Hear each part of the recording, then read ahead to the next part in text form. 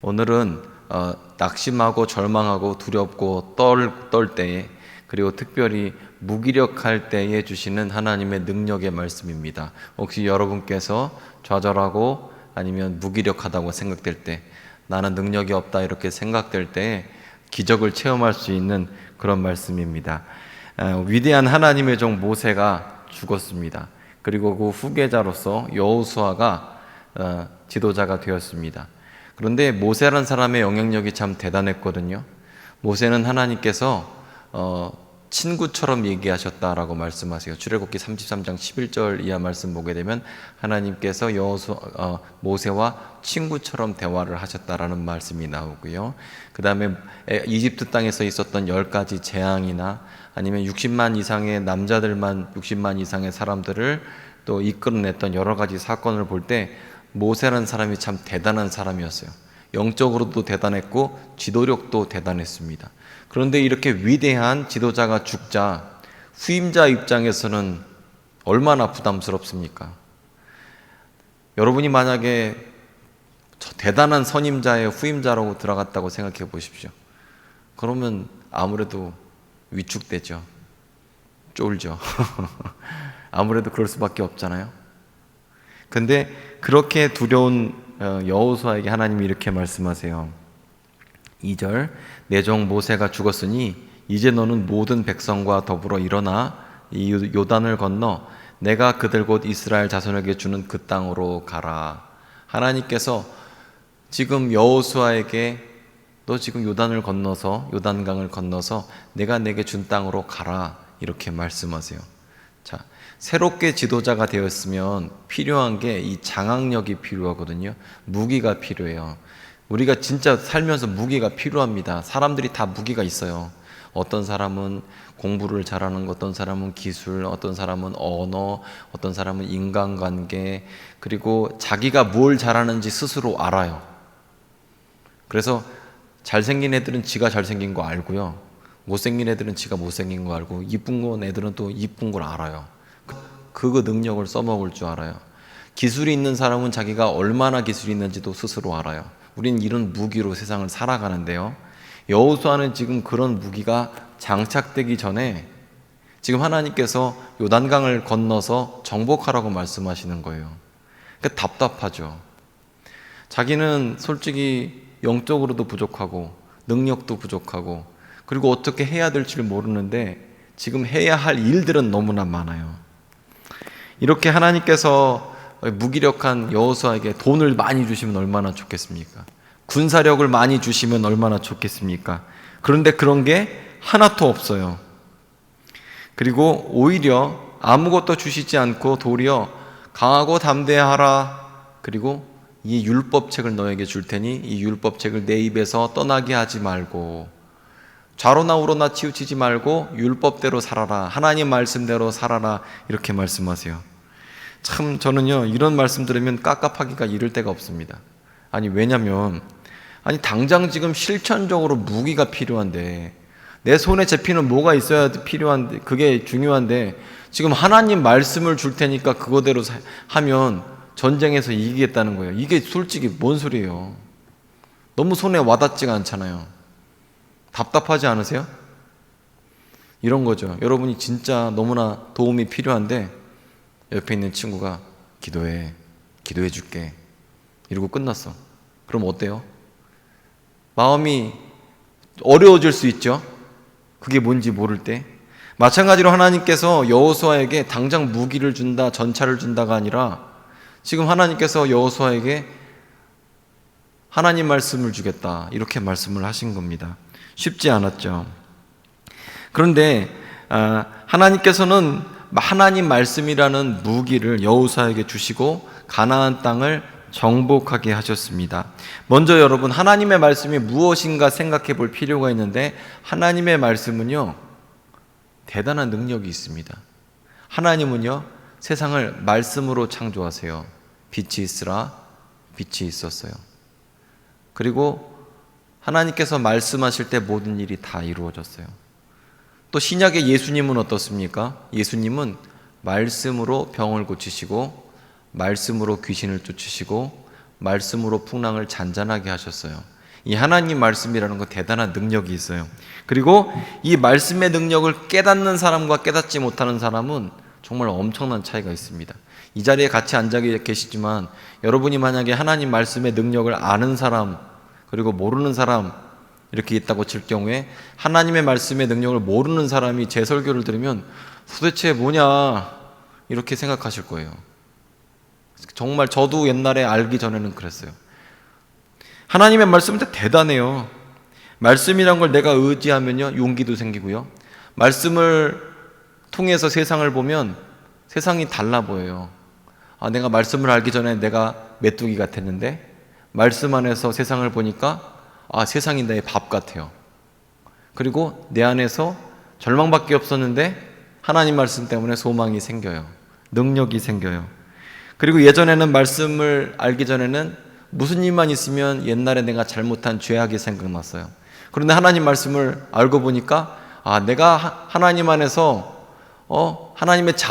내가 예수 안에서 하나님의 자녀구나. 예수님께서 나의 죄를 다 씻으셨구나 라는 사실을 알면서 기뻐하게 돼요.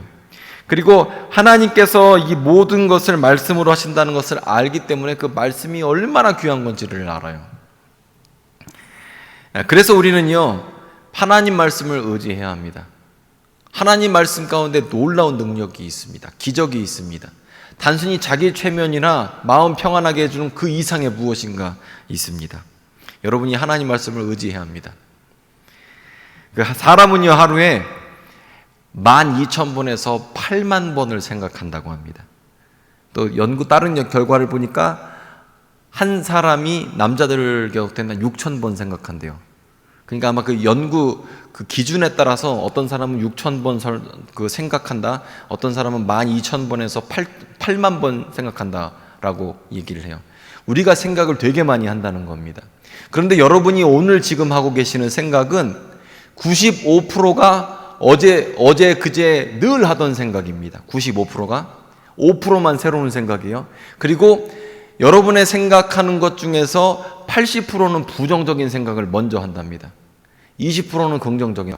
그러니까 내가 하는 생각들 중에서 95%는 맨날 하던 고민들이고 80%는 부정적인 것을 내가 고민한대요. 이게 지금 과학자들이 이야기하는 겁니다. 생각이라는 것을 어떤 것을 반복해서 생각하는 것을 우리가 묵상이라고 그래요. 그런데 그것을 하나님 말씀을 반복해서 생각하면 말씀 묵상이라고 하고요. 여러분의 고민거리를 반복해서 생각하면 그건 걱정거리라고 합니다.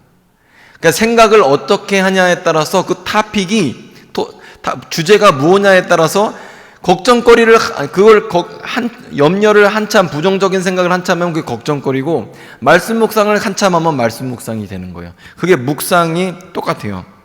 사람은 기본적으로 부정적인 생각을 하기 때문에 부정적인 생각을 하루 종일 하고 있습니다.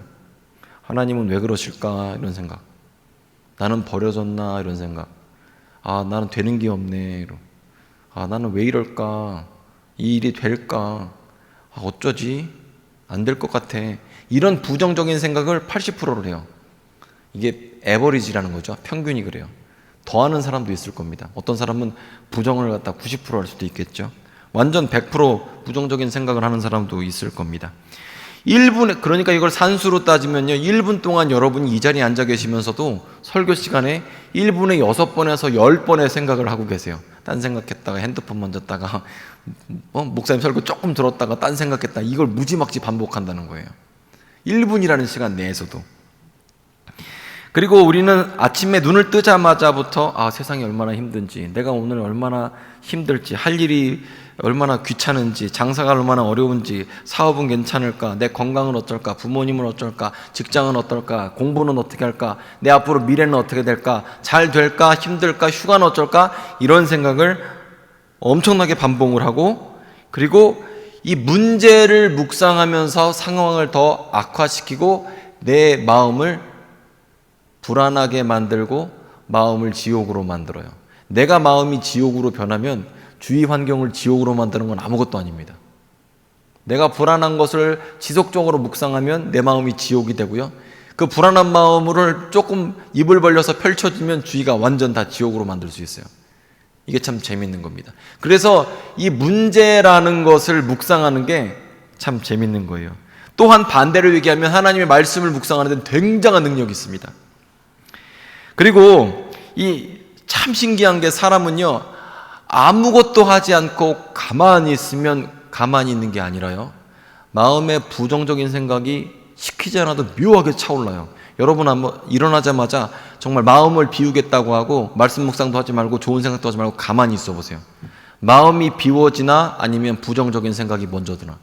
내 마음에 시키지 않아도 사람은 죄성 때문에 마음에 부정적인 생각이 이렇게 먼저 차오르게 돼요. 야, 너는 문제가 원래 많잖아. 너는 원래 이 방향하고 안 맞잖아. 너는 안 돼, 힘들어. 이런 말이 누군가가 속삭이는 것처럼 계속 올라와요. 그거 참 신기합니다. 여러분 마음을 한번 잘 관찰해 보세요. 일단 마음을 다스려야 세상 일도 잘 됩니다. 여러분 마음을 한번 생각해 보세요. 이 묵상이랑 걱정이랑은 매우 비슷한 과정을 가진다고 좀 말씀을 드렸습니다. 주제만 바뀌었지 믿음을 사용해서 말씀 묵상을 하면 창조적이고 소망적인 능력이 막 나오고요, 믿음을 사용해서 이 불안한 것, 문제덩어리를 반복해서 우리가 묵상하게 되면 아주 마음 가운데 불안과 염려가 가득 차게 되는 거죠. 우리 마음은요, 오르막길을 올라가는 차와 같습니다. 그래서 오르막길을 올라가다가 기아를 한번 중립으로 놔보세요. 얘가 어떻게 되나. 오르막길을 올라가는 차는요, 중립을 놓게 되면 잘하면 서 있고요, 거의 뒤로 후퇴합니다. 우리 마음이 그래요. 여러분이 마음이 만약에 아무것도 하지 않잖아요?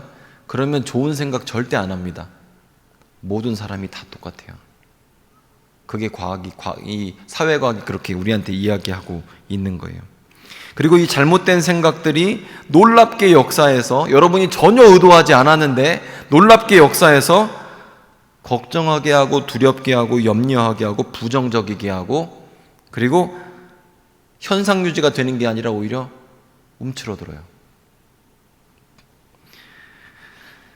그래서 우리가 하나님께서 주신 소망 안에 거하지 않으면 우리의 마음은 점점 후퇴하게 되고, 그리고 현실의 굴레를 벗어날 수 있습니다. 여러분 마음을 지금 한번 살펴보세요. 잠깐.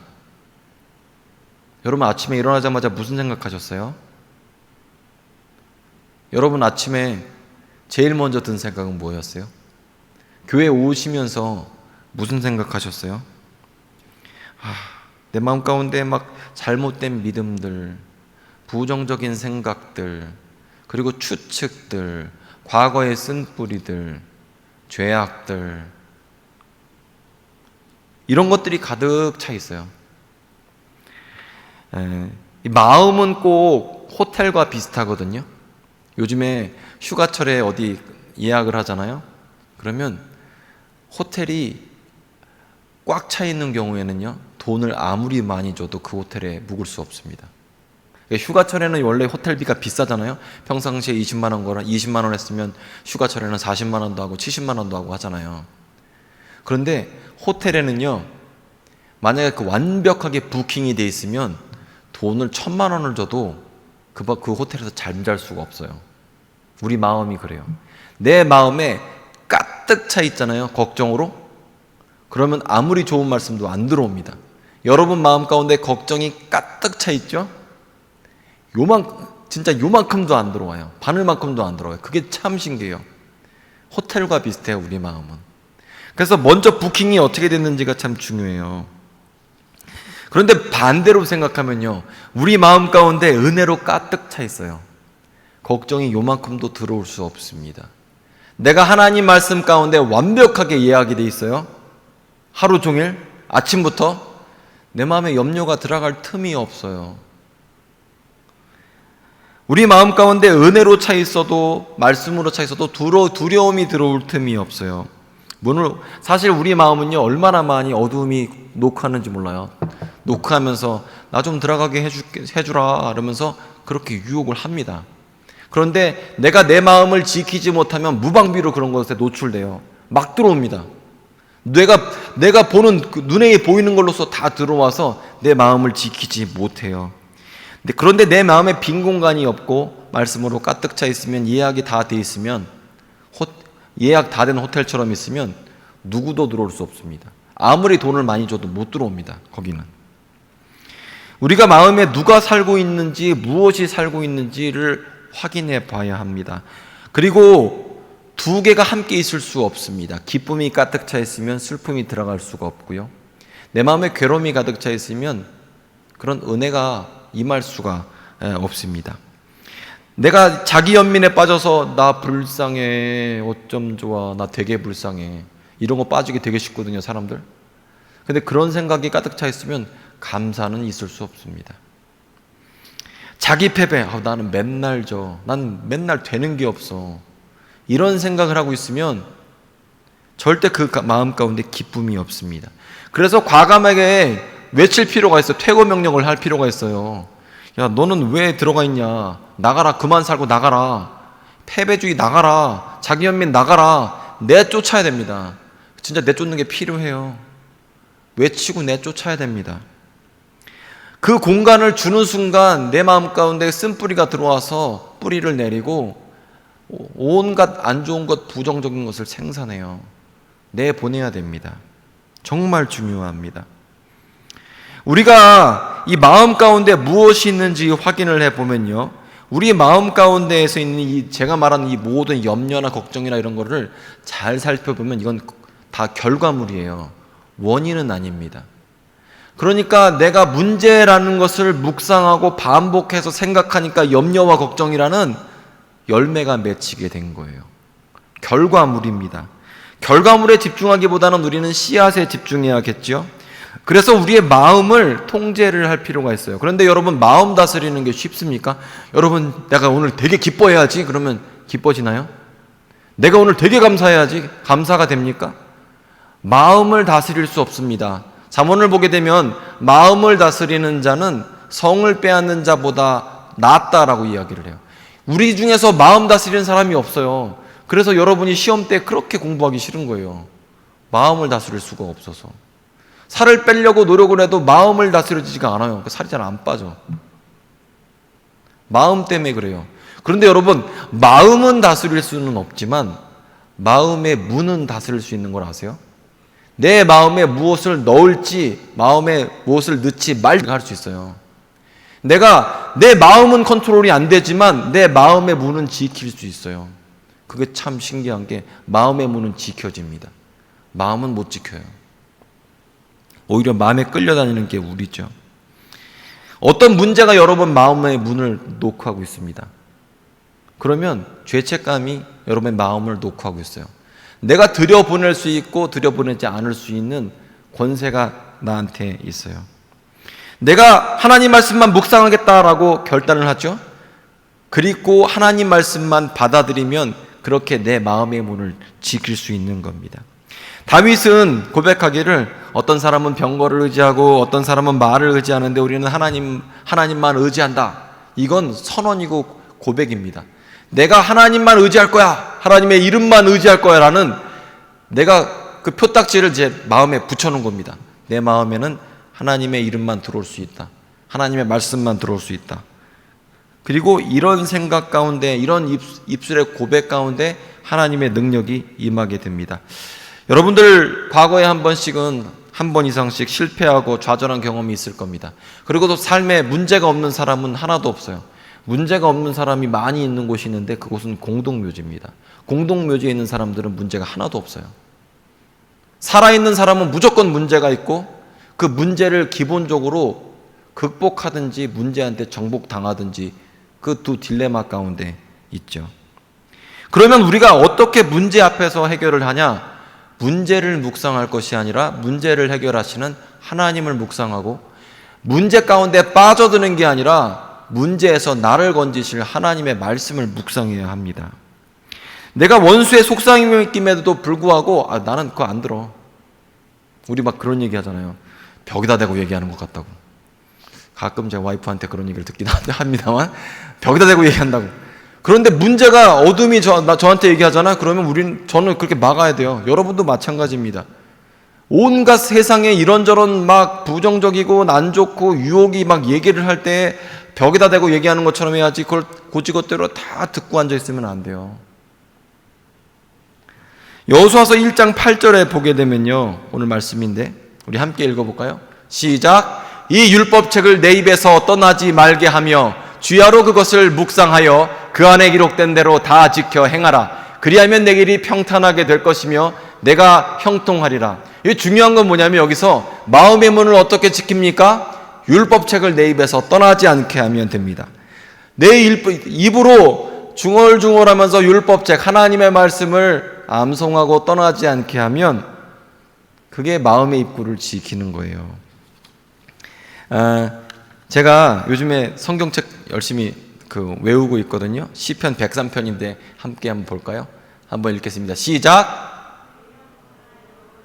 다시 읽을래요. 시작. 내 영혼아 여호와를 송축하라. 내 속에 있는 것들아 다 그의 거룩한 이름을 송축하라. 내 영혼아 여호와를 송축하며 그의 모든 은택을 잊지 말지어다. 그가 내 모든 죄악을 사하시며 내 모든 병을 고치시며 내 생명을 파멸해서 속량하시고 인자와 긍휼로 관시우시며 좋은 것으로 내 소원을 만족하게 하사 내 청춘을 독수리같이 새롭게 하시는도다. 아멘. 제가 이 말씀을 외우는데 얼마나 힘든지 몰라요. 왜냐면 저희 고등학교 때 선생님이, 여러분 선생님들도 다 그러셨을 것 같은데, 너네들은 돌대가리니까 돌에다가 새겨라 그런 거 얘기하잖아요. 그래서 막 외우라고 시키잖아요. 진짜 이걸 하다 보면 너무 힘들어요. 제가 103편을 외우는데 한번 여러분 보세요. 말씀 띄워주십시오. 내 영혼아 여호와를 송축하라. 내 속에 있는 것들아 다 그의 거룩한 이름을 송축하라. 내 영혼아 여호와를 송축하며 그 모든 은택을 잊지 말지어다. 그가 내 모든 죄악을 사하시며, 모르겠어. 다시 내 영혼아 여호와를 송축하라. 내 속에 있는 것들아 다 그의 거룩한 이름을 송축하라. 내 영혼아 여호와를 송축하며 그 모든 은택을 잊지 말지어다. 그가 내 모든 죄악을 사하시며 내 모든 병을 고치시며 내 생명을 파멸해서 속량하사 인자와 긍휼로 관시우시고 내 소원을 만족하게 하사, 내 소원을 좋은 것으로 만족하게 하사 내 청춘을 독수리같이 새롭게 하시노다. 이게 안 돼요. 안 돼. 그럼 제가 이걸 갖다가 1시간이고 2시간 계속 읽어요. 내 영혼아 여호와를 송축하라. 내 속에 있는 것들하고 내 여호와를 송축하라. 내 영혼아 여호와를 송축하면 그의 거룩한 인택을 잊지 말지어다. 또 틀렸네. 내 영혼아 여호와를 송축하라. 하루 종일 하는 거예요. 내 소원을 좋은 것으로 만족하게 하시며 계속 외워요. 근데 저는 이 외우는 거에 목적이 있지 않습니다. 근데 무지하게 잘 반복을 하거든요. 심지어 이 말씀 유줄만 따로 갖고 있어요. 원래 적어 갖고 다니다가. 이렇게 하는 이유는 뭐냐면, 제 입술에서 하나님의 말씀이 끊어지지 않게 하기 위해서. 여호수아서 1장 8절 말씀처럼 이 율법책을 내 입에서 떠나지 말게 하며, 말씀을 외우면 더 좋아요. 근데 말씀이 잘 안 외워져. 그러니까 말씀을 무한 반복하는 거예요. 내 영혼아 여호와를 송축하라. 내 속에 있는 것들아 다 그의 거룩한 이름을 송축하라. 내 영혼아 여호와를 송축하며 그의 모든 은택을 잊지 말지어다. 그가 내 생명을 파멸해서 그가 내 모든 죄악을 사하시며, 까먹었대. 다시 내 영혼아 여호와를 송축하라. 계속 하는 거예요. 이렇게 하면서 무슨 일이 일어나는 줄 아세요? 내가 이런 말씀을 가운데 반복하다 보니까 내 마음 가운데 있던 염려와 걱정, 불안, 안 된다는 생각들, 절망의 생각들이 어느 순간 다 사라져 버렸어요. 진짜 놀라워요. 하나님 말씀을 묵상하고 있고 중얼중얼거리면서 읊조리면요, 내 영혼아 여호와를 송축하라. 내가 하나님의 말씀을 송축하게 돼요. 절망하고 낙심했을 때 예레미야 애가 3장 말씀인데요, 기다리는 자에게나 구하는 자에게나 여호와는 선하시도다. 기다리는 자에게나 구하는 영혼들에게 여호와는 선하시도다. 기다리는 자에게나 구하는 영혼들에게 여호와는 선하시도다. 사람이 여호와의 구원을 바라고 잠잠히 기다림이 좋도다. 사람이 여호와의 구원을 잠잠히 기다림이 좋도다. 이러면서 말씀을 외우다 보면요, 내가 기다리고 있는데, 내가 구하고 있는데, 하나님은 선하시구나. 그러면서 선하신 하나님에 대해서 내가 받아들여져요. 나도 모르게. 그리고 대하 16장 말씀인데요, 여호와의 눈은 온 땅을 두루 감찰하사 전심으로 여호와를 향하는 자를 찾으신다. 여호와의 눈은 온 땅을 두루 감찰하사 전심으로 자기를 향하는 자들을 위하여 능력을 베푸신다. 저도 지금 못 외웠어요. 근데 제가 이걸 이번 주 내내 반복을 했어요. 몇 시간씩. 근데도 못 외워. 근데 반복하는 거예요. 외우면 좋지만 내 입에서 여호와의 하나님 말씀이 떨어지지 않게 하는 거예요. 여호와의 눈은 온 땅을 감찰하사 전심으로 자기에게 향하는 자에게 능력을 베푸시나니. 하나님은요, 전심으로 하나님을 찾는 자에게 능력을 베푸신대요. 이 말씀이 얼마나 힘이 되는지 몰라요. 그리고 베드로전서 2장 24절입니다. 우리 함께 읽어볼까요? 시작. 친히 나무에 달려 그 몸으로 우리 죄를 담당하셨으니 이는 우리로 죄에 대하여 죽고 의에 대해서 살게 하려 하심이라. 그가 채찍에 맞음으로 너희는 나음을 얻었나니. 그가 나무에 달려 이거 제가 외웠어요. 오늘도 계속 외웠어. 친히 나무에 달려 그 몸으로 까먹었어. 친히 나무에 달려 그 몸으로 우리 안 돼. 친히 그가 나무에 달려 그 몸으로 우리 죄를 이게 또 담당하셨으니. 이거 못 외워요. 근데 무한 반복하는 거야. 친히 그가 나무에 달려 그가 친히 나무에 달려 그 몸으로 우리 죄를 담당하셨으니. 그가 친히 나무에 달려 우리의 죄를 담당하셨으니 이는 우리로 죄에 대하여 죽고 의에 대해서 살게 하려 하심이라.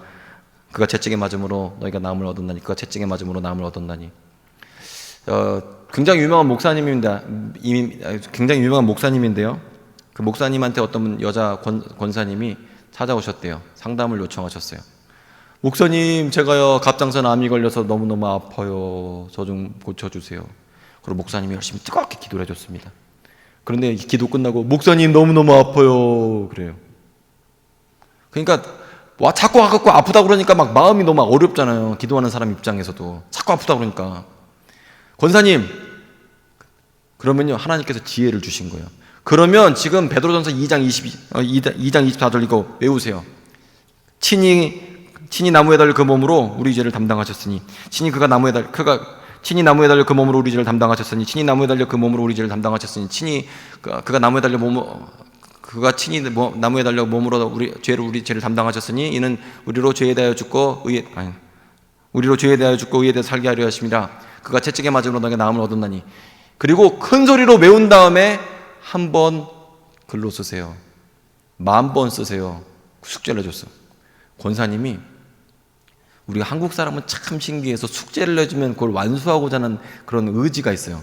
목사님이 10,000번 쓰라고 했으니까 공책을 이만큼 사갖고 기도원에 가서 이 권사님이 10,000번을 쓴 거예요. 친히 나무에 달려 그 몸으로 우리 죄를 담당하셨으니 이는 우리로 죄에 대하여 죽고 의에 대해서 살게 하려 하심이라. 그가 채찍에 맞음으로 너희가 나음을 얻었나니. 그가 채찍에 맞음으로 너희가 나음을 얻었나니. 이러면서 채찍에 맞음으로 나음을 얻었나니 이걸 반복하게 됐어요. 그리고 10,000번을 딱 쓰고 나흘 뒤에 목사님 앞에 딱 등장한 거예요. 공책을 딱 들면서 목사님! 제가 숙제 다 했어요. 목사님이 깜짝 놀란 거예요. 아니 권사님, 그런데 목소리가 아픈 건 없어요? 그러니까 아이고 제가요 숙제하느라고 바빠갖고 아픈 것도 까먹었어요. 그리고 병원 가서 검사를 해보니까 깨끗하게 나왔어요. 왜냐면 그가 채찍에 맞음으로 너희가 나음을 얻었나니.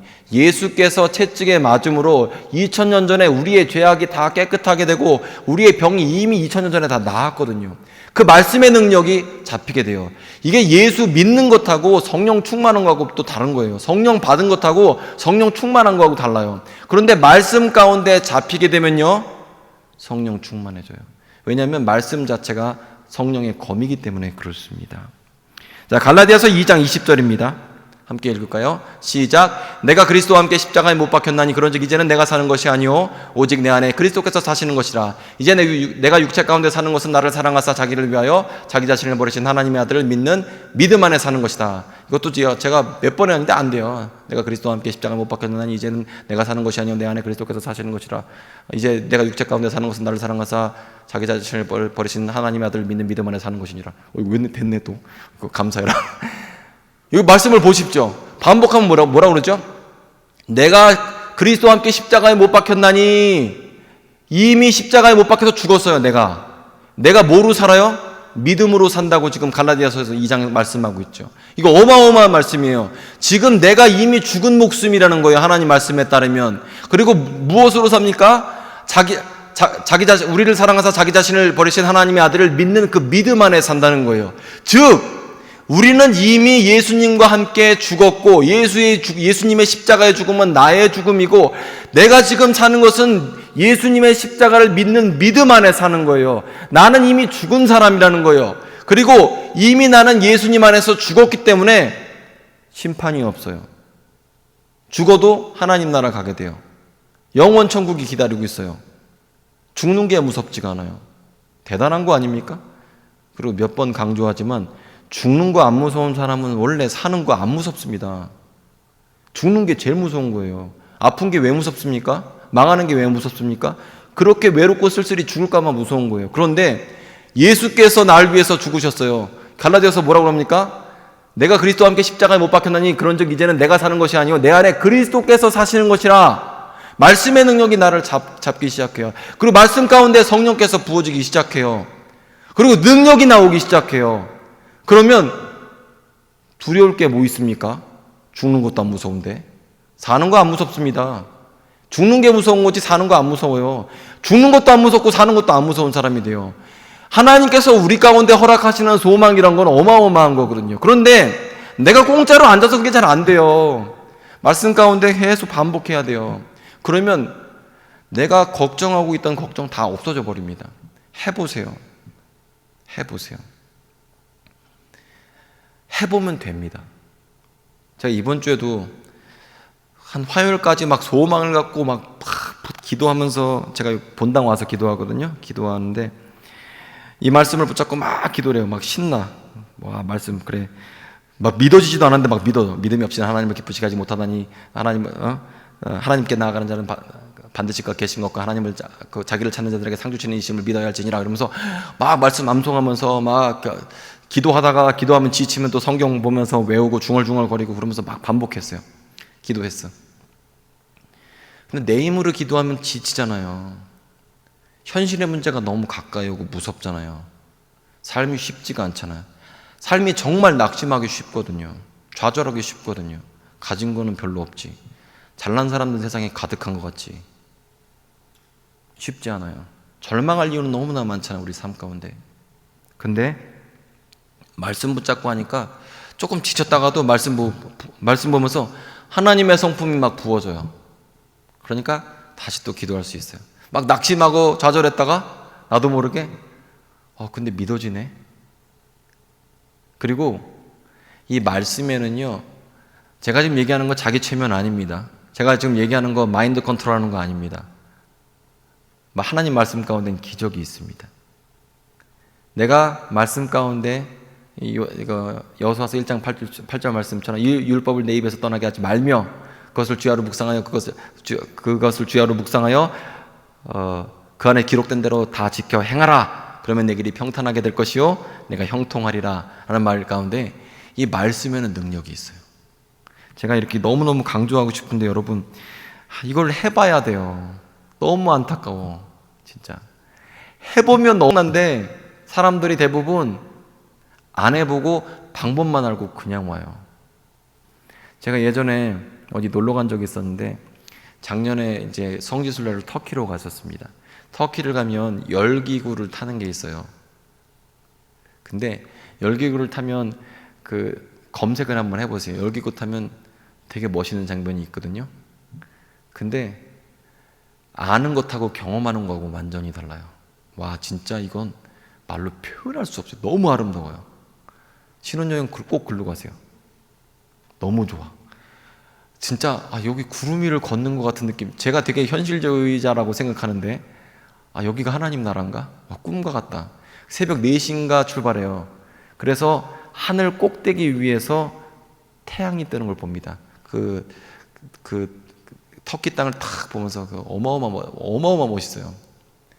갑바도키아 지역인데 거기가 쫙 평지 가운데 정말 그렇게 아름다워요. 그리고 옆에 수백 개의 열기구 같이 떠 있어요. 이렇게 얘기 드리는 건 뭐냐면, 그걸 제가 입술로 말을 하지만 듣기만 해도 좋죠. 경험해보면 더 좋습니다. 하나님 말씀도 똑같아요. 방법 알면 뭐합니까? 율법책을 입에서 떠나게 하지 말라고. 지금 이 율법 중얼중얼 하라는 거예요. 못 외워도 괜찮아요. 저도 못 외우잖아요. 진짜 잘 외우는 사람은 금방 외워요. 저는 잘 못 외워요. 그런데 반복해서 내 입에서 중얼중얼 거리는 것만으로도 제 마음 가운데 감사가 들어차고 걱정하지 않아요. 이상하게. 말씀 가운데서는 걱정하지 않아요. 이게 말씀의 능력이에요. 우리가 예수를 믿는다는 거요, 그게 어떻게 보면 두려움과 걱정을 무시한다, 현실을 무시하고 자기 생각에 빠진다, 절대 아닙니다. 믿는 사람들은 현실을 무시하는 사람이 아닙니다. 현실에 사로잡히지 않고 믿음으로 극복하는 사람들이에요. 믿는 사람들은 현실에 있는 문제에 대해서 그걸 무시하거나 경시하거나 그렇지 않아요. 현실에 압도되는 사람이 아니라 말씀의 능력으로 현실은 극복하는 사람이 믿는 사람입니다. 그리고 더 하나 더 중요한 거, 과거의 말씀에 잡혔던 거 중요하지 않습니다. 많은 사람들이 과거의 기적을 체험했고 과거에 하나님께서 이렇게 응답하셨다 얘기하는데 그거 하나도 안 중요합니다. 왜냐하면 성경을 보면 이렇게 되면 어저께 만나는 오늘 살 수 없기 때문에 그래요. 하나님 말씀이 만난데, 하늘 만나는 어저께 만나는 살 수 없습니다. 여러분, 어저께 은혜 받은 걸로 오늘 절대 못 삽니다. 예전에 기도 응답 받은 거, 기적을 체험한 걸로 오늘 못 삽니다. 안 사라져요. 그렇게 오늘 만나는 오늘 거둬야 합니다. 오늘 말씀은 오늘 만나는 하나님 말씀에서 나와요. 내가 하나님 말씀 가운데 잠겨서 오늘 만나를 얻으면 오늘 하루가 정말 꿈과 같이 행복해지고요, 능력을 얻게 되고요, 그럼에도 불구하고 승리할 수 있고요, 어저께 거 생각하면서 어저께 만나 묵상하면 어저께 만나는 썩었습니다. 벌레가 먹었어요. 못 먹습니다. 만나 유통기간 하루인 거 아시죠? 말씀의 만나도 마찬가지입니다. 말씀 만나 유통기간 하루예요. 어저께의 만나 일주일 전에 은혜 받은 걸로 못 삽니다. 그러면 자, 말씀을 어떻게 찾아야 되냐? 그러면 여러분 핸드폰으로 꺼내셔서 네이버든 다음이든 구글이든 좋은 말씀 이렇게 찾아보세요. 그러면 두려움에 대한 말씀, 병고침에 대한 말씀, 소망에 대한 말씀, 의로움에 대한 말씀, 그리고 지혜에 대한 말씀. 어쩜 사람들이 그렇게 정리를 잘 해놨어요. 그냥 그걸 읽고 나서 내가 내 입으로 중얼중얼 거리면 돼요. 그래서 얼마나 좋은 말씀이 있는지 몰라요. 여러분, 말씀 가운데 소망을 얻으시고 능력을 받으셔야 돼요. 그리고 내가 그만큼 말씀에 집중하는 이유는 아까 역대하 16장 말씀처럼 하나님의 눈은 온 땅을 두루 다니시면서 전심으로 자기를 찾는 자들에게 능력 베푸신다고 그랬어요. 내가 전심으로 하나님 말씀을 하나님을 찾으면 주님께서 능력 베푸시기 위해서 말씀 가운데 여러분 찾으셔야 됩니다. 이게 너무나 확실해요. 이 얘기만 하고 설교 마칠게요. 제가 존경하는 목사님이 지금은 은퇴하셨어요. 미국 사람인데 이분이 원래 여자 없으면 못 살고 마약에다가 술에다가 파탄, 가정, 엉망진창인 사람이었습니다. 그런데 어떻게 하다가 예수를 믿게 되고 너무너무 삶이 완전히 파괴된 사람이었으니까. 그 사람이 이분이 완벽하게 변했어요. 6, 7개월 만에. 그 사람들이 다 놀래요. 넌 어떻게 이렇게 빨리 변했니? 나는 너가 굉장한 믿음의 집안에서 태어난 줄 알았다. 그랬더니 이분이 하는 얘기가 자기는 주머니에다 말씀 구절을 항상 가지고 다니면서 중얼중얼 계속 외웠대요. 6개월 동안 600개를 외웠대요. 하루에 10개씩 외운 거죠? 아니죠. 한 달에 100개씩 외운 거죠. 하루에 3개씩 외운 거네요. 그러면서 말씀의 능력 때문에 그 마약상이었고 여자 없으면 못 살고 마약 그 도둑질에다가 자기 인생이 지옥이니까 그 지옥을 마음껏 펼쳤던 사람이 말씀 때문에 완벽하게 거듭나고 새롭게 됐어요. 그리고 정말 그 간증, 저도 마찬가지지만 말씀 가운데 한번 해보세요. 돼요. 왜 같은 예수를 믿고 누구는 다 누리면서 사는데 왜 같은 예수를 믿고 다 지지리공상 망하면서 살 수는 없지 않습니까? 예수 믿으면서 말씀 의지하면 정말 능력 받습니다. 여러분, 말씀 외우십시오. 말씀 묵상하십시오. 1장 8절 한번 함께 봉독하고 설교 마무리 짓겠습니다. 1장 8절입니다. 시작. 이 율법책을 내 입에서 떠나지 말게 하며 주야로 그것을 묵상하여 그 안에 기록된 대로 다 지켜 행하라. 그리하면 내 길이 평탄하게 될 것이며 내가 형통하리라. 아멘.